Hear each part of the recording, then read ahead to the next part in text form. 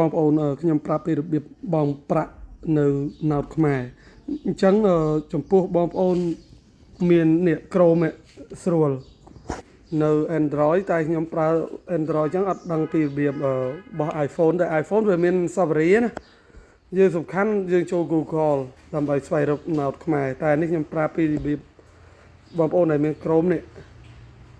អញ្ចឹងយើងចូលក្នុង Chrome នេះស្វែងរកពាក្យណោតខ្មែរមកណោតខ្មែរ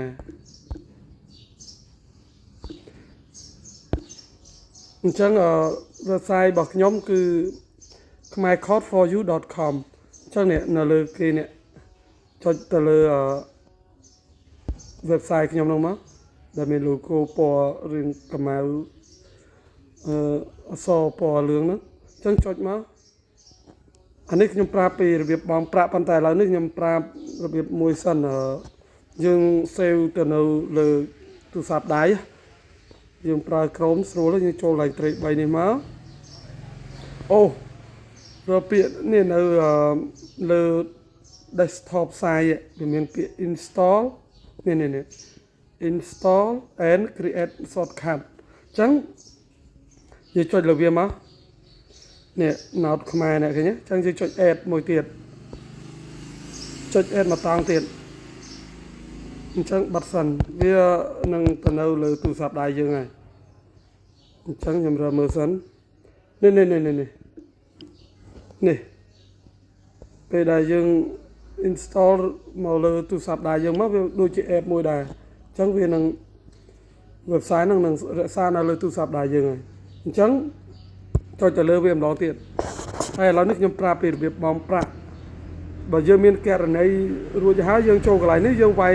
លេខទូរស័ព្ទហើយនឹង password ដែលយើងបង់ពីមុនណាតែឥឡូវខ្ញុំប្រាប់ពីរបៀបបង់ប្រាក់សិននេះរបៀបណែនាំនៅលើនឹងមានសំខាន់លេខទូរស័ព្ទនិង password បងប្អូនបង់គឺយើងយកលេខទូរស័ព្ទជាគណនីអត់ខ្ញុំអត់ប្រាប់អត់ធ្វើជា sign up ជាមួយនឹង Gmail ទេបងប្អូនខ្លះអត់មាន Gmail អញ្ចឹងសំខាន់លេខទូរស័ព្ទដាក់ឲ្យត្រូវអញ្ចឹងវាលេខទូរស័ព្ទហ្នឹងមក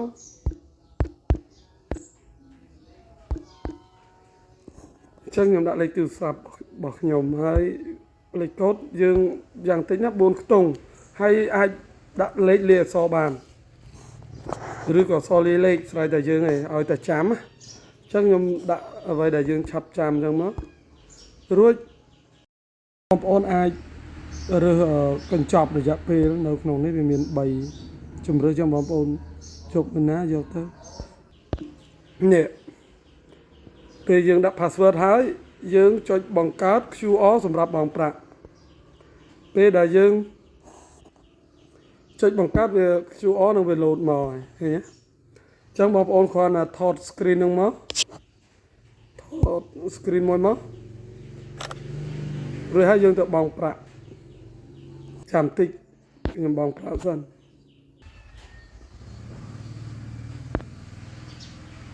ទឹកប្រាក់ចំនួន$1សូមទាញផ្ទាត់